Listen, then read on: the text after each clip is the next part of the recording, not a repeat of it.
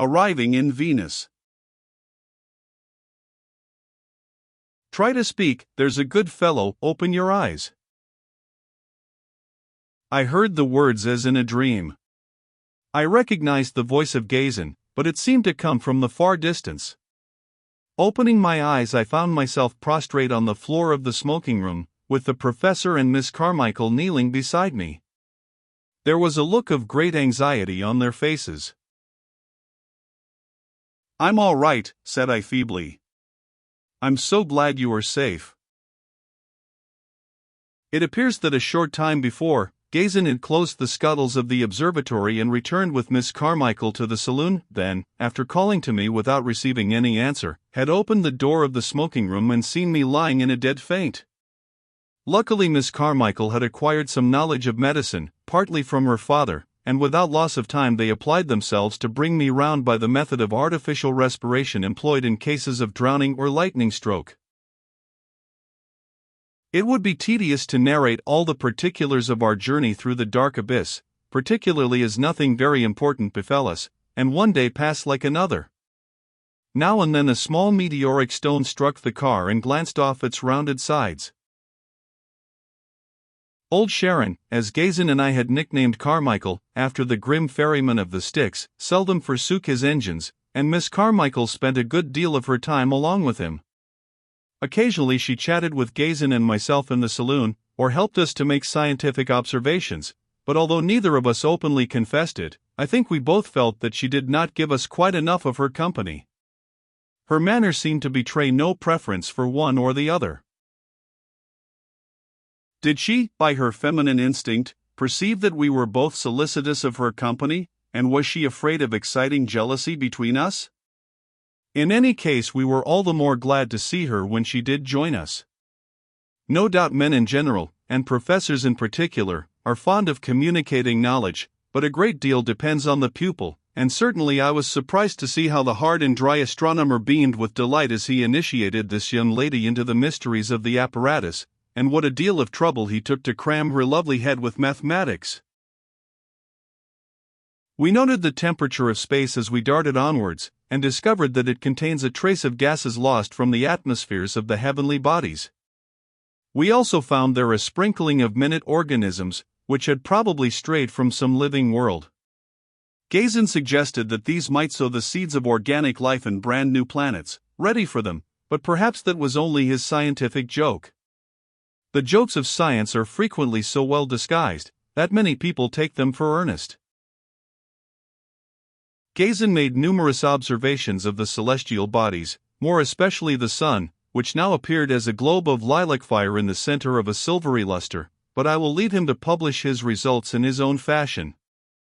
We may claim to have seen the South Pole, but, of course, at a distance too great for scientific purposes. Judging by its appearance, I should say it was surrounded by a frozen land.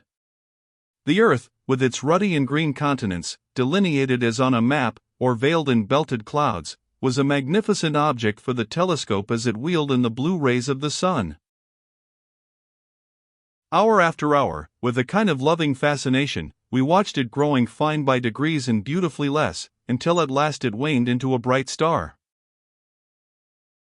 Venus, on the other hand, waxed more and more brilliant until it rivaled the moon, and Mercury appeared as a rosy star not far from it. We soon got accustomed to the funereal aspect of the sky, and the utter silence of space.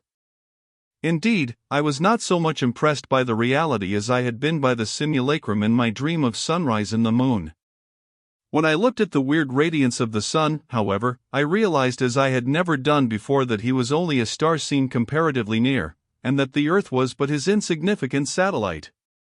Moreover, when I gazed down into the yawning gulf, with its strange constellations so far beneath us, I felt to the full the awful loneliness of the universe, and how that all life and soul were confined to mere sunlit specks thinly scattered here and there in the blackness of eternal night. Steering a calculated course by the stars, we reached the orbit of Venus, and traveled along it in advance of the planet with a velocity rather less than her own, so as to allow her to overtake us. Some notion of the eagerness with which we scanned her approach may be gathered by imagining the moon to fall towards the earth. Slowly and steadily the illuminated crescent of the planet grew in bulk and definition, until we could plainly distinguish all the features of her disk without the aid of glasses. For the most part she was wrapped in clouds, of a dazzling luster at the equator, and duskier towards the poles. Here and there a gap in the vapor revealed the summit of a mountain range, or the dark surface of a plain or sea. I need hardly say that none of us viewed the majestic approach of this new world, suspended in the ether, and visibly turning round its axis, without emotion. The boundary of day and night was fairly well marked, and I pictured to myself the wave of living creatures rising from their sleep to life and activity on one side, and going to sleep again on the other, as it crept slowly over the surface. To compare small things with great, the denizens of a planet reminded me of performers under the limelight of a darkened theater. All the world's a stage. We amused ourselves with conjectures as to our probable fate on Venus, supposing we should arrive there safe and sound. I suppose the authorities will demand our passports, said I. Perhaps we shall be tried and condemned to death for invading a friendly planet. It wouldn't surprise me in the least, said Gazin, if they were to put us into their zoological gardens as a rare species of monkey. What a ridiculous idea, exclaimed Miss Carmichael. Now I feel sure they will pay us divine honors. Won't it be nice? You will make a perfect divinity, rejoined the professor with consummate gallantry. For my part, one shall feel more at home in a menagerie. Thus far we had not observed any signs of intelligent beings on the cloudy globe, and it was still doubtful whether we should not discover it to be a lifeless world. Our track did not lie exactly on the orbit of the planet, but sufficiently beneath it to let her attraction pull the car up towards her southern pole as it passed above us, and by this course of action we trusted to enjoy a wider field of atmosphere to maneuver in, and probably a safer descent into a cooler climate than we should have experienced in attempting to land on the equator. By an illusion familiar in the case of railway trains, it seemed to us that the car was stationary, and the planet rushing towards us. On it came like a great shield of silver and ebony, eclipsing the stars and growing vaster every moment. Under the driving force of the engines and the gravity of the planet, our car was falling obliquely towards the orbit, like a small boat trying to cross the bows of an ironclad, and a collision seemed inevitable. Being on the sunward side, we could see more and more of the illuminated crescent as it drew near, and were filled with amazement at the sublime spectacle afforded by the strange contrast between the purple splendor of the solar disk and the black abyss of ether and the pure white celestial radiance which was reflected from the atmosphere of the planet. The climax of magnificence was reached when the approaching surface came so close as to appear concave, and our little ark floated above a hemisphere of dazzling brightness under a hemisphere of appalling darkness, faintly relieved by the glimmer of stars and the purple glory of the sun. Ere we could express our admiration, however, we were startled by a magical transformation of the scene. The sky suddenly became blue, the stars vanished from sight, the sun changed to a golden luster, and the broad day was all around us. "Whatever has happened?" exclaimed Miss Carmichael between alarm and wonder. "We have entered the atmosphere of Venus," responded Gazin with alacrity. "I wonder if it is breathable." So saying, he opened one of the scuttles, and a whiff of fresh air blew into the car. Thrusting his nose out, he sniffed cautiously for a while and then drew several long breaths. "It seems all right as regards quality," he remarked, "but there's too little body in it. We must wait until we get nearer the ground before we can go outside the car." The pressure of the atmosphere as taken by an aneroid barometer confirmed his observation, but as we were ignorant of its average density, it could not give us any certain indication of our height. Far beneath us an ideal world of clouds hid the surface from our view. We seemed to be floating above a range of snowy Alps, their dusky valleys filled with glaciers, and their sovereign peaks glittering in the sun like diamonds. As we descended in a long slant, their dazzling summits rose to meet us, and the infinite play of light and shade became more and more beautiful. The gliding car threw a distinct shadow which traveled along the white screen, and equally to our surprise and delight became fringed with colored circles resembling rainbows. "It is a good omen," cried Miss Carmichael. "Humph," responded the professor, shaking his head but smiling good-humoredly, "that is a mere superstition, I'm afraid. It is simply an optical effect, a variety of the phenomenon called anthelia, like a Loess circle and the famous spectre of the Brocken." "Explain it how you will," rejoined Miss Carmichael, "to me it is an emblem of hope. It cheers my heart." "I am very glad to hear it, and I should be very sorry to crush your hopes," said Gazin pleasantly. "We can sometimes derive moral encouragement and profit from external phenomena. A rainbow in the midst of a storm is a cheering sight. I dare say there is a reasonable basis, too, for certain superstitions. St. Elmo's fire may, for instance, from natural causes, be a sign of good weather, only there is nothing supernatural about it." "I am not in the secrets of the supernatural," replied Miss Carmichael, "but I believe that if we do not look for the supernatural, if we shut our eyes to it, we are not likely to see it. Science has proved that so many things formerly thought to be supernatural are quite natural," observed the astronomer a little more humbly. "Perhaps the natural and the supernatural are one," said Miss Carmichael. "Does a thing cease to be supernatural because we know something about it?" "Well, it may have another meaning for us. Before the days of science, great mistakes were made in our interpretations of phenomena. Superstition is born of ignorance, and we can see the germ of it in the child who was frightened by a bogey, or the horse that shies at the moonlight. Its higher parent is a belief in the unseen. In any case, it has done an immense amount of harm," said the professor. "And probably quite as much good," responded Miss Carmichael. "However, don't think me a friend of superstition. But in getting rid of it, let us take care that we do not fall into the opposite error. It seems to me that if science had all its own way, it would reduce man and nature to a little machine working in the corner of a big one, but I think it will cost us too dear if it make us lose our sense of the divine origin and spiritual significance of the universe." Further argument was cut short by the car suddenly dashing into the clouds with a noiseless ease that astonished us, for they had appeared as solid as the rock. Lost in the vapors, our car seemed at rest, but although we saw nothing, we could hear a vague and distant murmur which charmed our ears after the long silence of space like a strain of music.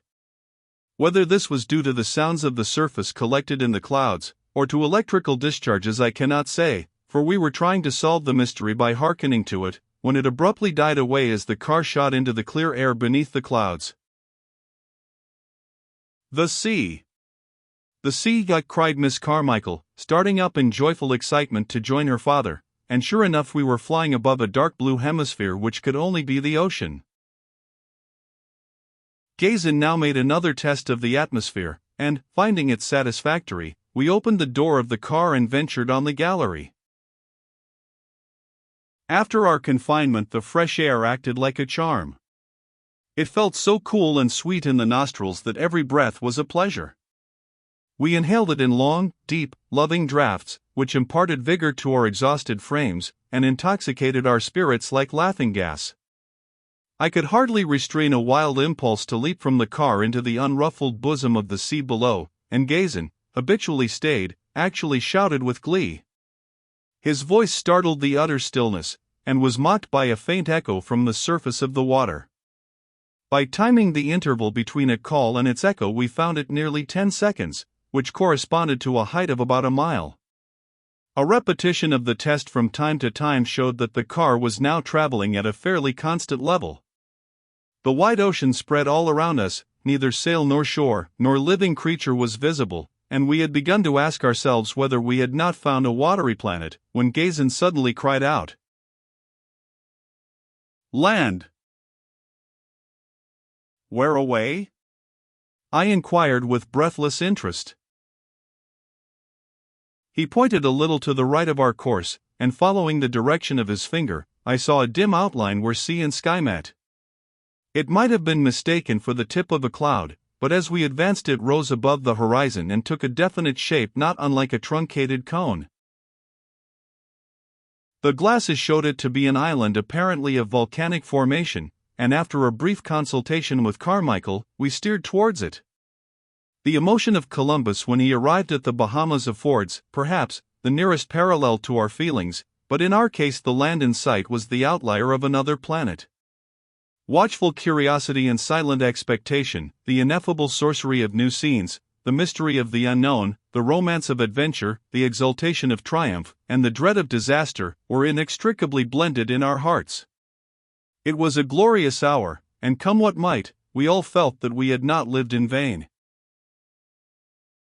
The island rose out of the sea like a volcanic peak, and was evidently encircled with a barrier reef, as we could trace a line of snowy surf breaking on its outer verge, and parting the sapphire blue of the deep water without from the emerald green shoals within.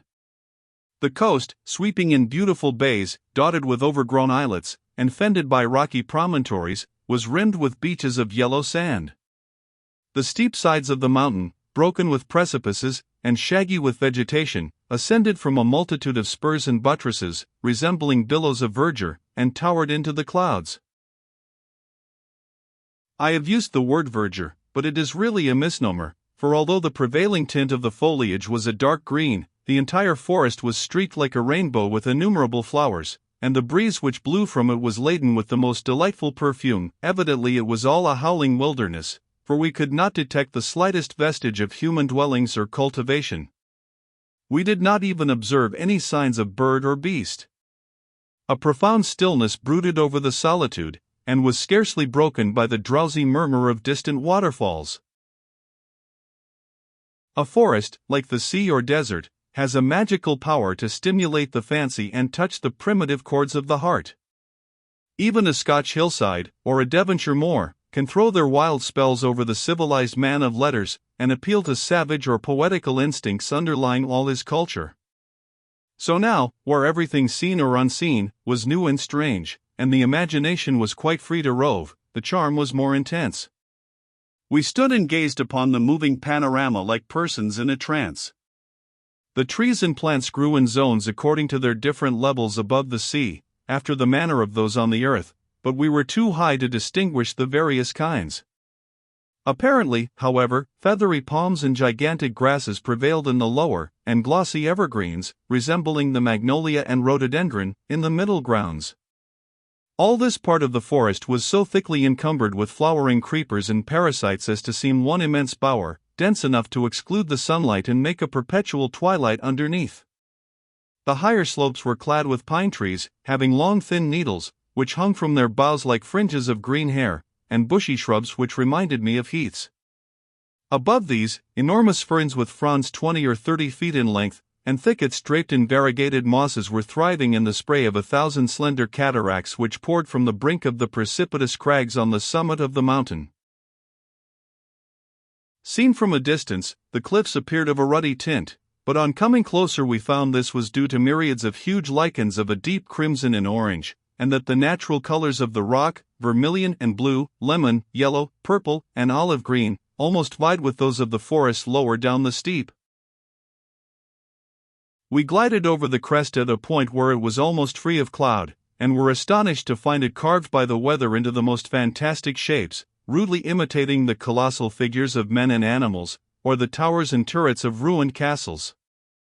After the novelty of this goblin architecture had passed, however, its effect was somewhat dreary.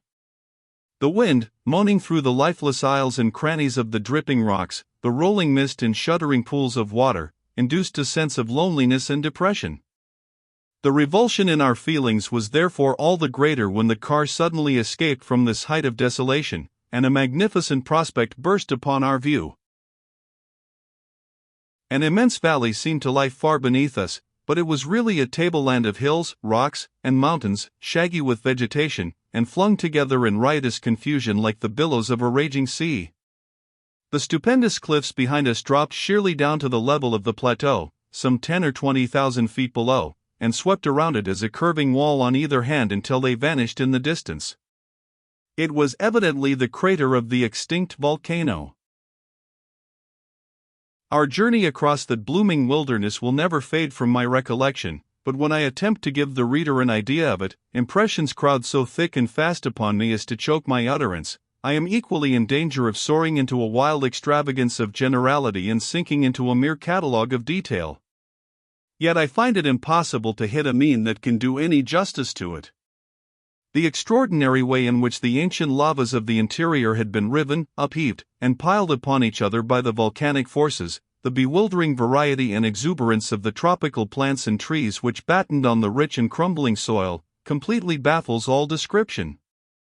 What the imagination is unable to conceive, and the eye itself is overpowered in beholding, the pen can never hope to depict.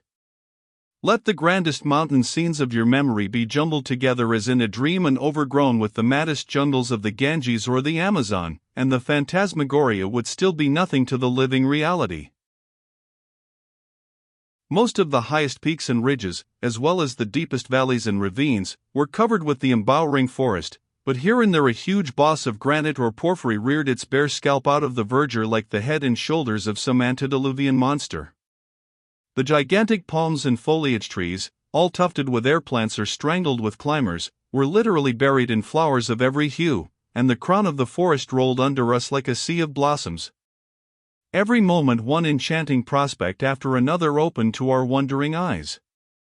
Now it was a waterfall, gleaming like a vein of silver on the brow of a lofty precipice, and descending into a lakelet bordered with red, blue, and yellow lilies. Again it was a natural bridge, spanning a deep chasm or tunnel in the rock, through which a river boiled and roared in a series of cascades and rapids. Ever and anon we passed over glades and prairies, carpeted with orchids, and dotted with clumps of shrubbery, a mass of golden bloom, or tremendous blocks of basalt hung with crimson creepers. Butterflies with azure wings of a surprising spread and luster, alighted on the flowers, and great birds of resplendent plumage flashed from grove to grove. A sun, twice the diameter of ours, blazed in the northern sky, but the intensity of his rays was tempered by a thin veil of cloud. The atmosphere, although warm and moist, was not oppressive like that of a forcing house, and the breeze was balmy with delicious perfume. As each new marvel came in sight, unstaled by familiar and untarnished by vulgar associations, fresh from the hand of nature, so to speak, we were filled as we had never been before with an intoxicating sense of the divine mystery and miracle of life. For myself I was fairly dumbfounded with amazement, and my companion, the hard-headed skeptical astronomer, kept on crying and muttering to himself, "My God! My God!" as if he had become a driveling fool. We traveled league after league of this paradise run wild, I cannot tell how many, without noticing any change in the character of the scenery. At length, however, it grew less savage by degrees, and we entered on a park-like country which gained in loveliness what it lost in grandeur.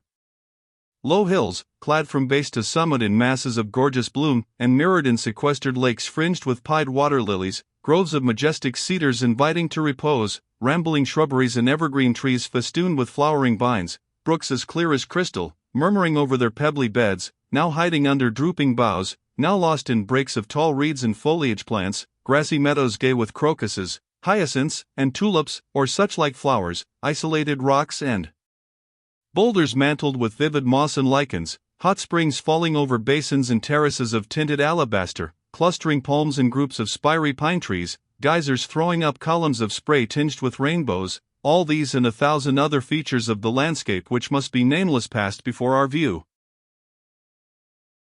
Again and again we startled some herd of wild quadrupeds or flock of gaudy birds unknown to science. Legions of large and burnished insects, veritable living jewels, might be seen everywhere, and flaunting butterflies hovered about the car. So far we had not observed the least sign of human occupation, and yet, as Gazin remarked, the appearance of the country seemed to betray the influence of art. It had not the wild and wasteful luxuriance of the earlier tract, of a region left entirely in the hands of nature, but rather of a paradise which had been dressed and kept by the gods. Owing to the height at which we were traveling, and the undulating character of the surface, we could not see very far ahead. At length, however, on emerging from a gap in a range of hills, we came upon a vast plain or prairie stretching away into the distance, and there in the blue haze of the horizon we saw, or fancied we saw, the architecture and gardens of a great city, on the borders of a lake, and above the lake, suspended in mid-air, a spectral palace, glittering in the sunbeams. We raised a shout of joy and triumph at this discovery. "Stop a minute, though," said Gazin, and a shade of doubt passed over his face. "Perhaps it is only a mirage." We leveled our glasses at the distant scene, and scanned it with palpitating hearts. We could discern the general shape, and even the details of many houses, and the roofs and minarets of the palace, which was evidently built on the top of an island in the midst of the lake. "That is not a phantasm," said I at last, "it is a real city." Gazin made no reply, but turned and silently shook me by the hand. The tears were standing in his eyes. A delightful breeze, fragrant with innumerable flowers, mantled the long grass of the prairie, which was threaded by a maze of silver streams, and diversified with bosky woodlands. Ere long we observed fantastic cottages and picturesque villas nestling in the coppices, and as may be imagined we were all on tiptoe with curiosity to catch a sight of their inhabitants. We were anxious to see whether they looked like human beings, and how they were disposed towards us. For a long time we looked in vain, but at length we saw a figure moving across the prairie which turned out to be that of a man.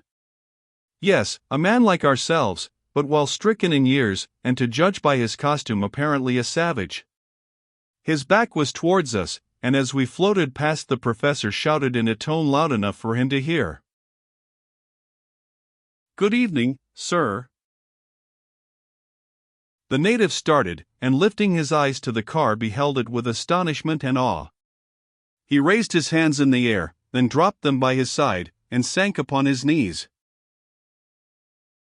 "That's a good sign," said Gazin with a grim smile. "I wonder if he understands English." "Let's try him again," and he cried out, "What's the name of this place?" But the car was going rapidly, and if there was any response it was lost upon the wind. As we approached the city, the cottages became thicker and thicker. They were of various sizes, and of a light fanciful design adapted to a warm climate. Each of them was surrounded by a grove or garden rich in flowers and fruit. There were grassy trails and roads from one to another, but we did not see any fields or fences, flocks or herds. We also saw more and more of the inhabitants, men, women, and children.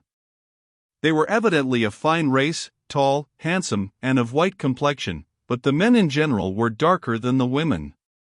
From their gay dresses, and the condition of the land, we had set them down for savages, but on a nearer view, their lack of arms, the beauty of their homes, and their own graceful demeanor, obliged us to reconsider our opinion. When they first saw the car they did not fly in terror, or muster hastily in armed and yelling bands. Many of them ran and cried, it is true, but only to call their friends, and while some stood with bowed heads and upraised hands as the car floated by, others, like the old man, fell upon their knees as though in prayer.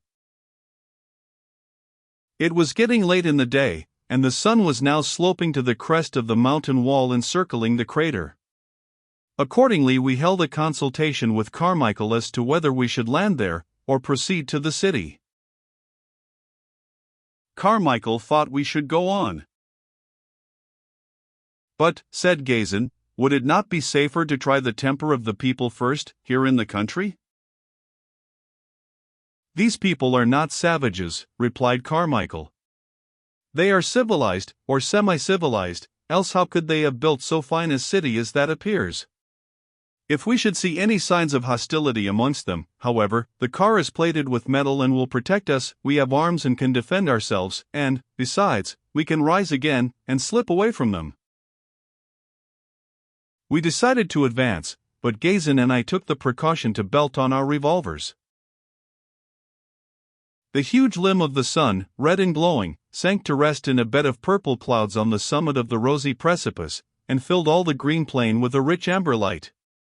The fantastic towers and trees of the distant city by the lake shone in his mellow luster, the solitary island swam in a flood of gold, and the quaint edifice which crowned it blazed with insufferable splendor. As the eerie gloaming died in the west, and thin gray mists began to veil the outlandish scene, we realized to the full that we were all alone and friendless in an unknown world, and a deep sentiment of exile took possession of our souls. The gloaming fell, and myriads of lights twinkled in the dusk, some flitting about like fireflies, others stationary, while a hum of many voices ascended to our ears. The lights showed us that we were gliding over the city, and the voices told us that our arrival was causing a great commotion. Presently we floated above a large open space or square, lit with colored lanterns, and evidently adorned with trees, fountains, and statuary. Here a great number of people had assembled, and as they appeared quite orderly and peaceable, we determined to land. While the car descended cautiously, Gazin and I kept a sharp watch on the crowd, with our revolvers in our hands.